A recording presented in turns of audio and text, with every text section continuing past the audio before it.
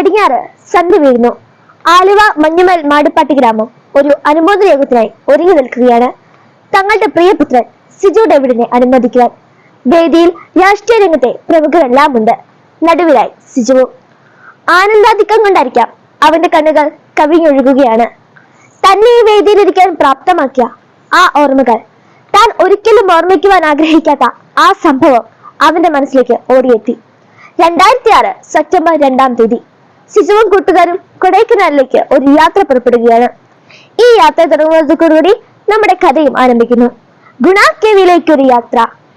ജീവിത ഭാരങ്ങളെല്ലാം ഒരുവിധം ആകുന്നില്ലേ ഇറക്കി വെക്കാൻ, ആവോളം ആസ്വദിച്ചിടാം നമുക്ക് ആനന്ദ ലഹരി താൻ പാനപാത്രം. കൊടൈക്കനാൽ കോടമഞ്ഞിൽ പൊതിഞ്ഞു കിടക്കുന്ന വർഷസുന്ദരമായ പ്രദേശം. വിശ്വസൗന്ദര്യം കവിഞ്ഞൊഴുകുന്ന പെരിയാർ തടാകം, ബോട്ട് യാത്ര, സൂയിസൈഡ് പോയിന്റ്, അങ്ങനെ കൊടൈക്കനാലിന്റെ സഹല സൗന്ദര്യം നുകരുന്ന സ്വർഗീയ യാത്ര. മലയും കിളിയും വനതരവും മഞ്ഞും കുളിരും അരുവികളും എന്നും മനസ്സിനെ കീഴടക്കും വിണ്ണിൻ സൗന്ദര്യ സാരം പോലെ, സ്വർഗം മഞ്ഞിലിറങ്ങിയ പോലെ. സിജു, ഇനി നമ്മുടെ അടുത്ത പരിപാടി, ഇനിയാണ് നമ്മുടെ പ്രധാന പരിപാടി. നമ്മൾ ഗുണ കേവ് കാണാൻ പോവുകയാണ്. ഗുണ കേവ്, കൊടൈക്കനാലെ വളരെ പ്രശസ്തമായ ഗുണ കേവ്. കമലഹാസൻ ചിത്രമായ ഗുണ അതിന്റെ അതിസാഹസികമായ രംഗങ്ങൾ മുഴുവൻ ഷൂട്ട് ചെയ്ത സ്ഥലമാണ്. ഇതിനാൽ ടൂർ പാക്കേജുകളിലൂടെ കോടികൾ കൊയ്യുന്ന തമിഴ്നാട് സർക്കാർ ഈ സ്ഥലത്തിന് വളരെ അധികം പ്രാധാന്യം കൊടുത്തു. എന്നാൽ അപകടം പറ്റിയിരിക്കുന്ന സ്ഥലമാണെന്നുള്ള കാര്യം മാത്രം അവർ ചെറിയ പരസ്യത്തിലൊതുക്കി. ഈ ഗുഹാമുഖത്തോടുള്ള യാത്ര അവസാനിക്കുന്നത് 800 അടിയോളം താഴ്ചയുള്ള അഗാധമായ ഗർത്തത്തിലാണ്. ഇനി സിജുവും കൂട്ടുകാരും നീങ്ങാൻ ഉദ്ദേശിക്കുന്നത് ഈ സ്ഥലത്തേക്കാണ്. മരണമാർത്തിയുടെ വാപിളർത്തി നിൽക്കുന്ന ഗുണ കേവ് എന്ന ചെകുത്താന്റെ അടുക്കളയിലേക്ക്. കറുത്ത ചിലകൾക്കിടയിൽ മരണം ഒളിഞ്ഞിരിക്കുന്നൊരു ഗർത്തം, ഇതിനടിയിൽ വീണുടഞ്ഞ ജീവിത കഥകൾ കേട്ടു നടുങ്ങുന്ന. സിജുവും കൂട്ടുകാരും നാട്ടുകാരിൽ നിന്ന് കേട്ട കഥകളല്ല ഭയാനകമായിരുന്നു. 13 പേരാണ് ഈ ഗുഹയ്ക്കുള്ളിൽ വീണ് മരിച്ചിട്ടുള്ളത്. ഈ 13 പേരിലൊരാൾ തമിഴ്നാട് സർക്കാരിന്റെ മകനാണ്. 10 ലക്ഷം രൂപ വാഗ്ദാനം ചെയ്തിട്ട് പോലും അയാളുടെ ശവശരീരം പോലും കണ്ടെടുക്കാൻ പറ്റാത്തത്ര ഭയാനകമാണ് ഈ ഗുഹ. ഓഹോ, എങ്കിൽ നമ്മൾ ഇത് കണ്ടിട്ടേ പോകുന്നുള്ളൂ. കൂട്ടുകാരൻ അയാൾ പറഞ്ഞു. സൂക്ഷിക്കണം, പേര് പോലെ തന്നെ ഇതൊരു ചെകുത്താന്റെ അടുക്കളയാണ്. യൗവനം അതിന്റെ ചോരത്തൽപ്പിൽ മറ്റൊന്നും ആലോചിക്കാറില്ലല്ലോ. ഇന്ന് നടക്കുന്ന പല ദുരിതങ്ങൾക്ക് പിന്നിൽ യൗവനത്തിന്റെ എടുത്തുചാട്ടും ചോരത്തൽപ്പുമല്ല ഒരു പരിധിവരെ ഭാഗമാണ്. അതിസാഹസികതയാണ് ഇന്നത്തെ യൗവനത്തിന്റെ ഒരു ത്രില്ല്. സിജുവും കൂട്ടുകാരും നോക്കി നിൽക്കുമ്പോൾ തന്നെ മറ്റൊരു വിനോദയാത്രാ സംഘം ഗുണ കേവ് കൊണ്ട് സന്തോഷത്തോടെ മടങ്ങി വരുന്നു. മറ്റൊന്നും അവർ ആലോചിച്ചില്ല. ആ ഗുഹയിലേക്ക് ഓരോരുത്തരായി ഇറങ്ങി. ആ ഗുഹയുടെ ഒറ്റ നടുത്തായി അഗാധമായ ഒരു ഗർത്തം, ആ മരണഗർത്തം. ആകാശത്ത് മഴക്കാറുള്ളതിനാൽ ഗുഹയിൽ നല്ല ഇരുട്ടാണ്. ആദ്യമിറങ്ങിയ 3 പേർ ആ ഗുഹ ചാടിക്കടന്നു. പെട്ടെന്നാണ് അത് സംഭവിച്ചത്. മുൻപേ ചാടിയവരും പിന്നിൽ നിന്നവരും ആ കാഴ്ച കണ്ട് നടുങ്ങിപ്പോയി. തങ്ങളുടെ പ്രിയ സുഹൃത്ത് സുഭാഷ് ആ കുഴിയിൽ വീണെന്നുള്ള കാര്യം ആർക്കും ഉൾക്കൊള്ളാൻ കഴിഞ്ഞില്ല. അകന്നകന്നു പോകുന്ന സുഭാഷിന്റെ ശബ്ദത്തിന്റെ പ്രതിധ്വനി. കറുത്ത ചിലകൾക്കിടയിൽ മരണം ഒളിഞ്ഞിരിക്കുന്നൊരു ഗർത്തം, ഇതിനടിയിൽ വീണുടഞ്ഞ ജീവിത കഥകൾ കേട്ടു നടുങ്ങുന്ന. എല്ലാവരും പകച്ചു നിൽക്കുകയാണ്.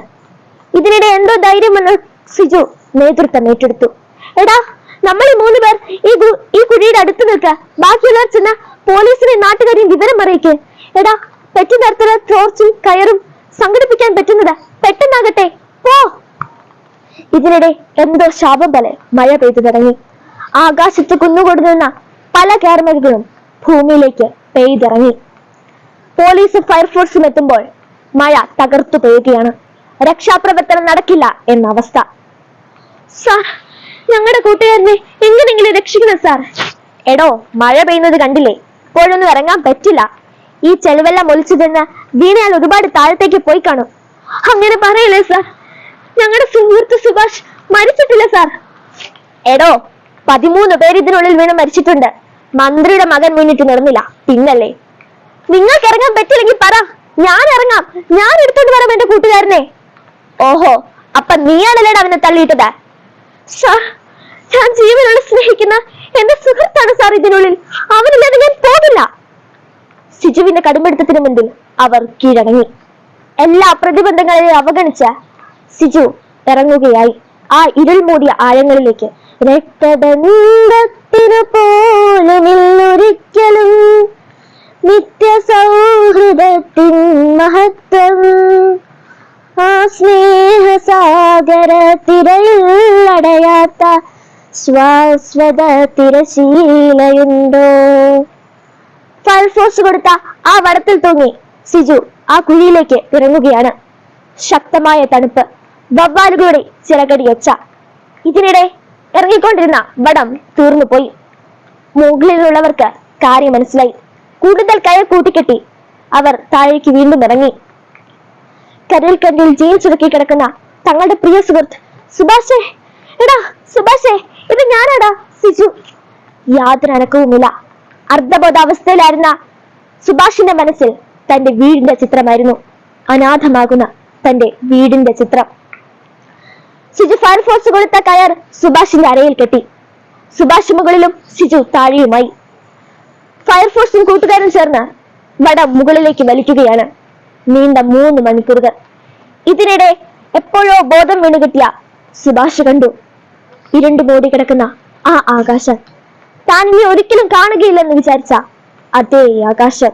മരണമേ യാത്രാമൊഴി, മടങ്ങുന്നു ഞങ്ങൾ മനസ്സിന്റെ മുറ്റത്ത്, അറിയാതെ വിരിയുമീ മധുര പ്രതീക്ഷകളോടെ, ശുഭസുന്ദര സ്വപ്നങ്ങളോടെ.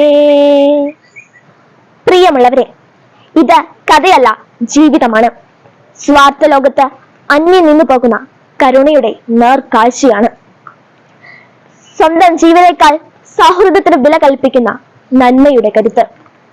സ്നേഹത്തിന് വേണ്ടി സ്വന്തം ജീവൻ ബലി കഴിക്കുന്നതിനേക്കാൾ വലിയ സ്നേഹമില്ലെന്ന് നമ്മളെ പഠിപ്പിച്ച ഈശോയുടെ വാക്കുകൾ ഓർമ്മിപ്പിച്ചുകൊണ്ട് നിർത്തുന്നു. നന്ദി, നമസ്കാരം.